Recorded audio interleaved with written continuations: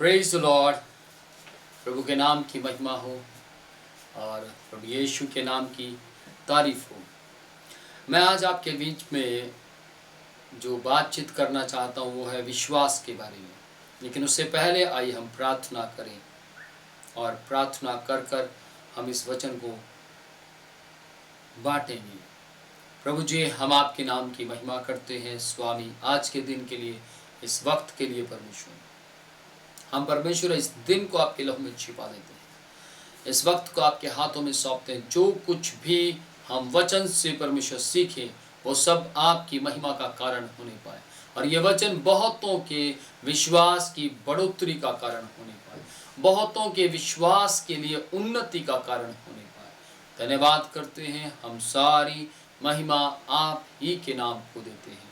धन्यवाद स्वर्गीय परमेश्वर, जीवित परमेश्वर, हम आपकी तारीफ करते हैं। मसीह यीशु के नाम में इस वक्त को आपके हाथों में सौंपते हुए प्रार्थना आपके पुत्र मसीह यीशु के जीवित और पवित्र नाम में मांग लेते हैं। आमीन, आमीन। Praise the Lord.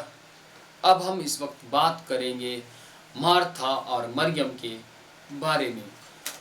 बाइबल परमेश्वर का वचन यूहन्ना रचित सुसमाचार उसके यदि 11वें अध्याय को हम पढ़ें तो बैतनिया नाम की एक जगह थी जहां पर मार्था, मरियम और लाजर का भाई रहा करते थे और उसी जगह पर मसीह यीशु कई बार लाजर से मिलने भी आए थे। और मैं आपको बताना चाहता हूं, एक समय ऐसा आया कि लाजर बहुत बीमार पड़ गया और इतना बीमार पड़ गया कि वो अपने जीवन के अंदर बीमारी की जगह पर मृत्यु को भी महसूस करने लगा।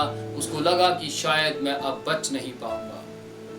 और एक समय ऐसा भी आया कि जिस समय में उन दिनों में पक्का मार्था और मरियम सोच रही होंगी कि यदि यीशु मसीह यहाँ पर होगा तो वो इसे पूरी तरह से संपूर्ण तरीके से चंगा कर सकता है, क्योंकि मार्था और मरियम ने यीशु मसीह को बहुत से लोगों को चंगा करते हुए देखा था। ला इलाज बीमारियों को उसने मार्था और मरियम ने देखा था कि यीशु मसीह ने जैसे बीमारों पर हाथ रखा जिसका कोई इलाज नहीं हो सकता, मसीह यीशु के हाथ रखने के द्वारा बहुत तेरे लोग चंगे हुए थे। इसलिए मार्था और मरियम का पूरा विश्वास था कि यदि लाजर के मरने से पहले भी किसी तरीके से भी यीशु मसीह इस बैतनिया नाम की जगह पर आ जाए या हमारे घर में आ जाए तो हमारा भाई ना मरेगा, वो बचा लिया जाएगा। लेकिन अफसोस कि ऐसा नहीं हो पाया।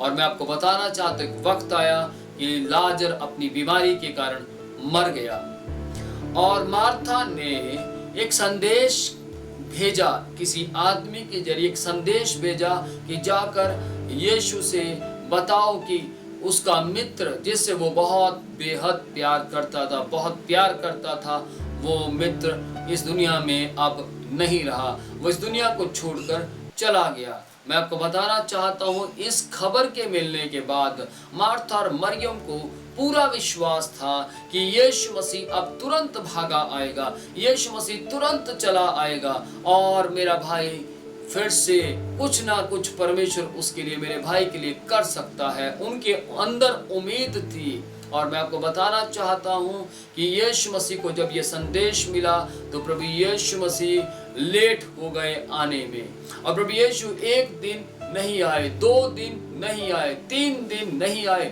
और जब यीशु मसीह नहीं आए तो हो सकता है मार्था और मरियम आपस में बातचीत करती होंगी। मरियम पक्का मार्था से कहती होगी, क्या तूने ये बताया था कि वो लाजर मरा है? क्या तूने ये संदेश दिया था कि जल्दी से आ जाना, वो तेरा ही मित्र है, कोई और नहीं, कोई पड़ोसी नहीं है, वो तेरा मित्र है?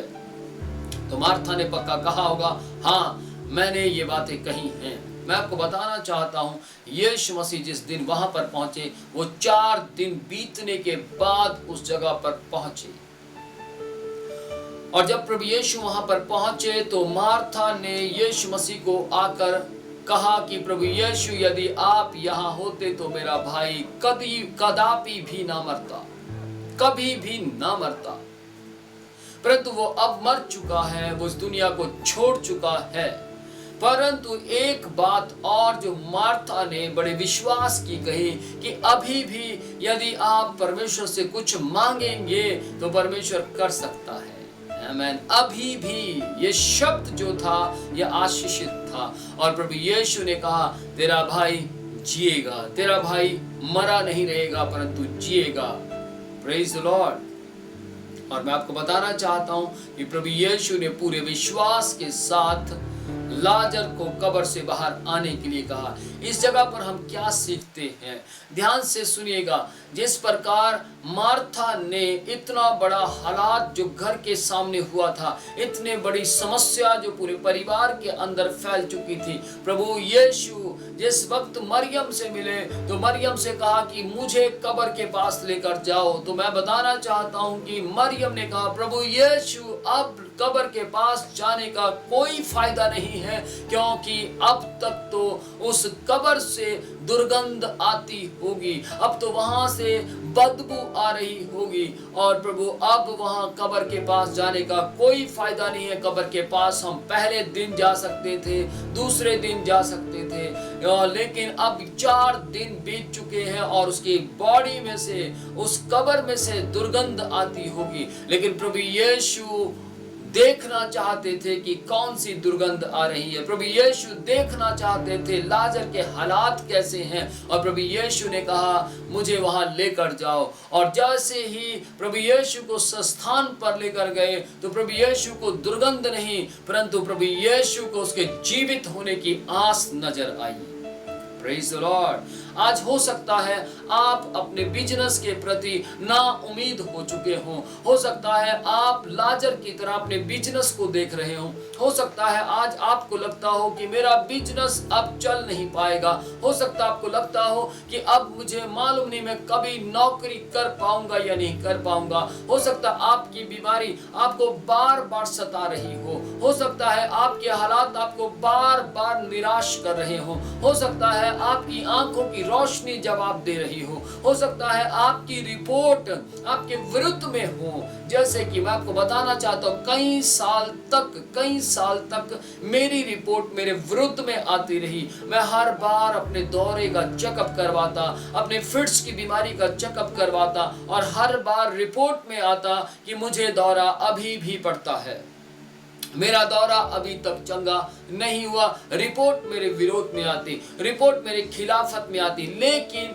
मेरा विश्वास होता था कि मैं अभी भी अगली बार जब मैं रिपोर्ट को चेक करवाऊंगा या मैं अपनी रिपोर्ट को लेकर आऊंगा तो अगली बार मेरी रिपोर्ट नॉर्मल आएगी और अगली बार मेरी रिपोर्ट नॉर्मल आएगी और अगली बार मेरी रिपोर्ट नॉर्मल आएगी। हर साल मैं यही सोचता रहा और मैं आपको बताना चाहता हूँ पिछले 2 साल से मेरी रिपोर्ट बिल्कुल नॉर्मल है। मुझे दौरा बिल्कुल नहीं पड़ता था, मुझे दौरे में कोई प्रॉब्लम नहीं थी, मैं दवाई नहीं खाता था, परंतु सिर्फ और सिर्फ रिपोर्ट मेरे विरोध में थी।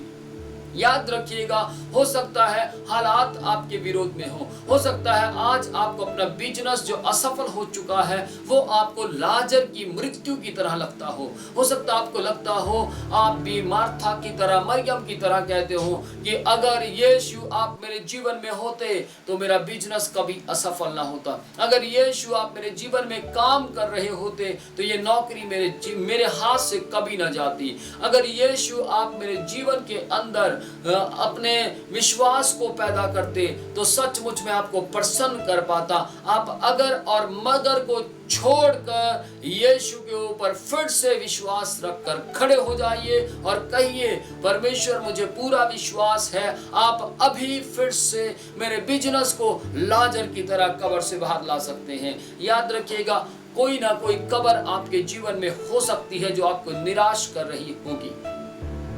मैं आपको बताना चाहता हूं हमें इस बात को जानने की जरूरत है कि बहुत बार हमारे हालात हमें निराश कर देते हैं, बहुत बार हम अलग अलग परिस्थितियों में निराश हो जाते हैं, बहुत बार हमारी बहुत सी परिस्थितियां हमें नाकाम करने के लिए कहती हैं कि तू नाकाम व्यक्ति है, तू आशीषित नहीं है, तू जीवन में कुछ सफलता प्राप्त नहीं कर सकता, तू जीवन के अंदर कभी परमेश्वर को खुश नहीं कर पाएगा, तू कभी भी अपने परिवार को अच्छे तरीके से बसा नहीं नहीं पाएगा, तू कभी भी एक अच्छा सफल व्यक्ति नहीं बन पाएगा। आपको आपके विचार, आपको आपके ख्यालात परेशान कर रहे हैं, लेकिन मैं आपको बताना चाहता हूं कि आप परमेश्वर से कह दीजिए, परमेश्वर मैं विश्वास करता हूं कि एक बार फिर से आप मेरे जीवन से इस लाजर जैसी विपत्ति को जो मर चुकी है इसको जीवित करेंगे। Praise the Lord. आपके काम फिर से जीवित हो सकते हैं, आप फिर से सफल व्यक्ति बन सकते हैं, आप फिर से जय के मुंह को देख सकते हैं, आप फिर से जय के उत्सव में चल सकते हैं, आप फिर से आपका परमेश्वर जो यहोवा राफा है, चंगा करने वाला परमेश्वर, जो यहोवा यानी है, यानी कि आपका इंतजाम करने वाला परमेश्वर, आपको अपने परमेश्वर के विषय में और अच्छे तरीके से जानना होगा कि वो विश्वास के जीवन को देखकर प्रसन्न होते हैं। Praise the Lord. मैं आपको एक व्यक्ति की बात बताता हूं। वो व्यक्ति अपने जीवन के अंदर सारी उम्मीदें खो चुका था और उसको लगता था कि अब मेरा बिजनेस बिल्कुल सफल नहीं होगा। पिछले दिनों में मैं उस व्यक्ति से मिला और मेरी उससे बातचीत हुई और उस व्यक्ति को मैंने पूछा, और भाई कैसा आपका बिजनेस चल रहा है? और उस व्यक्ति ने बोला कि भाई विनोद, बस बिजनेस की बात मत कीजिए, इस बात को छोड़ दीजिए, कोई और बात करते हैं, किसी और बात के ऊपर चर्चा करते हैं। और मैं आपको बताना चाहता हूं कि मैंने उससे बोला कि भाई ऐसा क्यों? उसने बोला कि बस सब कुछ बिखर गया, कुछ भी नहीं रहा, सब कुछ तहस नहस हो गया, अब मैं बिजनेस नहीं कर सकता। हो सकता है परमेश्वर नहीं चाहता कि मैं बिजनेस करूं। लेकिन मैंने उस व्यक्ति से बोला कि आप एक बार फिर से बिजनेस को करना शुरू कीजिए, एक बार मेरे कहने से आप दोबारा से बिजनेस करने का प्लान बनाइए। और उसने बोला मेरे लिए बहुत मुश्किल है, बेहद मुश्किल है, मैं ऐसा नहीं कर सकता, मेरे लिए करना बहुत मुश्किल है, ना और ना और ना। लेकिन मैं आपको बताना चाहता हूं, मैंने उससे बोला आप एक बार विश्वास के साथ फिर से इस काम को करना शुरू कीजिए। और उसने बोला ठीक है भाई, मैं कोशिश करूंगा। और मैं आपको बताना चाहता हूं कि उसने कोशिश करना शुरू किया और वो उसी विश्वास के साथ, उसी उम्मीद के साथ फिर से उठकर खड़ा हुआ और उसने काम करना शुरू किया। और कुछ महीने पहले जैसे ही मैं उससे मिला और वो मुझे आकर कहता, भाई जय मसीह की, प्रेज द लॉर्ड, हालेलुया, तेरा भाई जीत चुका है और तेरे भाई ने अब फिर से वही बिजनेस को फिर से उठाकर खड़ा कर दिया है। ध्यान से सुनिएगा, वो व्यक्ति सफल इसलिए हुआ क्योंकि उसने फिर से अपनी परिस्थितियों को परमेश्वर के हाथ में सौंप दिया था।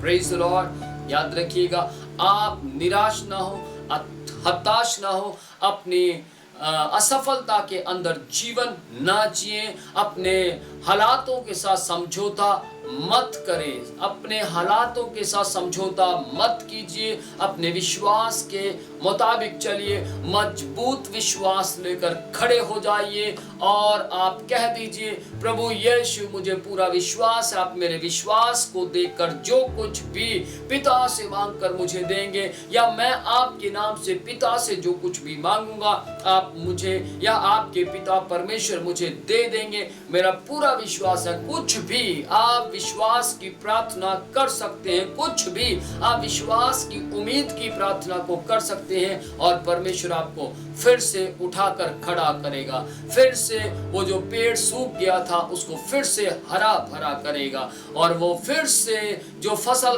बिल्कुल तहस नहस हो गई थी, परमेश्वर फिर से उसी फसल को और नए तरीके से उठाकर खड़ा करेगा। Praise the Lord. अब की बार जब फसल लगेगी तूफान नहीं आएगा, अब की बार जब फसल लगेगी बारिश आपकी फसल को खराब नहीं करेगी, अब की बार जब फसल लगेगी तो दाने मोटे होंगे, अब की बार जब आप काम करेंगे, अब की बार जब आप बिजनेस शुरू करेंगे, अब की बार जब आप मजबूत विश्वास में चलेंगे, तो अब की बार याद रखिएगा आप सफलता के जीवन को देखेंगे, आप सफलता का मुंह देखेंगे, सफलता आपके जीवन में काम करेगी। याद रखिएगा, यदि आप सोच रहे हैं मैं बीमारी से छुटकारा नहीं पा सकता, अब बहुत समय हो गया, बस अब बहुत वक्त हो गया, मैं चंगा नहीं हो सकता, ध्यान से सुनिएगा, आप चंगे हो सकते हैं। आपका विश्वास आपको चंगा कर सकता है। प्रभु यीशु के पास एक व्यक्ति आया, उसने कहा यदि आप कर सकते हैं तो कर दीजिए। आपके चेले तो नहीं कर पाए, परंतु यदि आप कर सकते हैं तो कर दीजिए।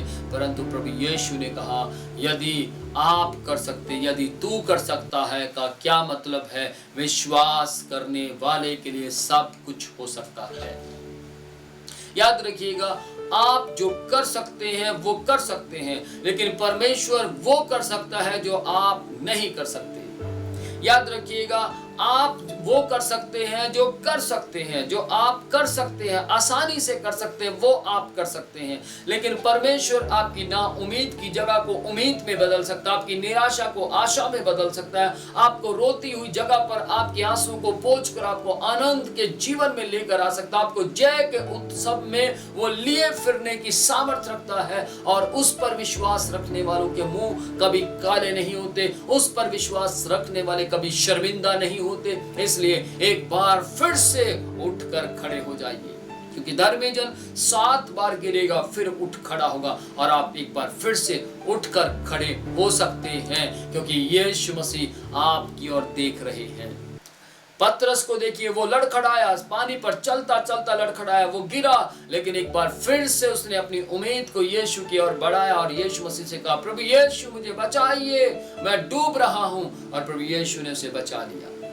यदि आप डूब रहे हैं अपने बिजनेस में, यदि आप डूब रहे हैं अपने कर्जे के अंदर, यदि आप डूब रहे हैं अपनी परिस्थितियों के अंदर, तो अपना ध्यान यीशु की ओर लगाएं और यीशु को पुकारिए और प्रभु यीशु से कहें प्रभु यीशु एक बार फिर से मुझे उठाकर खड़ा कीजिए, एक बार फिर से मुझे सफलता दीजिए। मेरा विश्वास है आप मेरे जीवन में अनोखा और अद्भुत काम कर सकते हैं। मेरे भाई मेरी बहन, निराश ना हो, उदास ना हो, परमेश्वर आपको उठाकर खड़ा करने की सामर्थ्य रखता है। इसलिए अपनी आंखें बंद करें, मैं आपके लिए प्रार्थना करूंगा ताकि आप मजबूत विश्वास के साथ, ताकि आप मजबूत विश्वास में, अटल विश्वास में खड़े होकर परमेश्वर के बीच में कार्य करना शुरू कीजिए। आप एक बार फिर से अपनी सफलता को अपनी आंखों के सामने देखेंगे, अपने भविष्य को चमकता हुआ देखेंगे, अपनी असफलता को सफलता में बदलते हुए देखेंगे, अपनी ना उम्मीद को उम्मीद में बदलते हुए देखेंगे। Praise the Lord, may God bless you. प्रभु आपका आशीष दे। इसलिए अपनी आंखें बंद करें और प्रार्थना करेंगे। स्वर्गीय पिता, हम आपके नाम की महिमा करते हैं आज के दिन के लिए, इस वक्त के लिए। परमेश्वर, मैं आपके परिवारों को आपके हाथों में सौंप देता हूँ। ये निराश हो चुके हैं, ये हताश हो चुके हैं, ये ना उम्मीद हो चुके हैं। प्रभु, ये सोचते हैं कि अब मैं सफल नहीं होने वाला हूँ। और परमेश्वर, ये सोचते हैं कि अब मेरा घर कभी नहीं बसेगा। ये सोचते हैं कि अब मेरी पत्नी वापस कभी नहीं आएगी। ये सोचते हैं कि अब मेरा पति कभी भी मेरे जीवन के अंदर मुझे प्यार नहीं देगा। परमेश्वर, जहां जहां ये नकारात्मक शक्तियों से भरे हुए हैं, मैं प्रार्थना करता हूं स्वामी, ये आज के संदेश को सुनकर मसीह यीशु के नाम में सकारात्मक सामर्थ्य से भर जाएं, सकारात्मक अभिषेक से भर जाएं। आपकी दया इनके जीवनों में काम और काम करती चली जाए। धन्यवाद सामर्थ्य परमेश्वर, सारी बातों को आपके हाथों में सौंपते विश्वास करता हूं कि आज के संदेश को सुनकर आपने इनको परमेश्वर मजबूत विश्वास दिया है, और इस संदेश को सुनकर ये भी मजबूती से फिर से उठकर खड़े होने की तैयारी कर रहे हैं। मसीह यीशु के नाम में मांगते हैं, आमीन।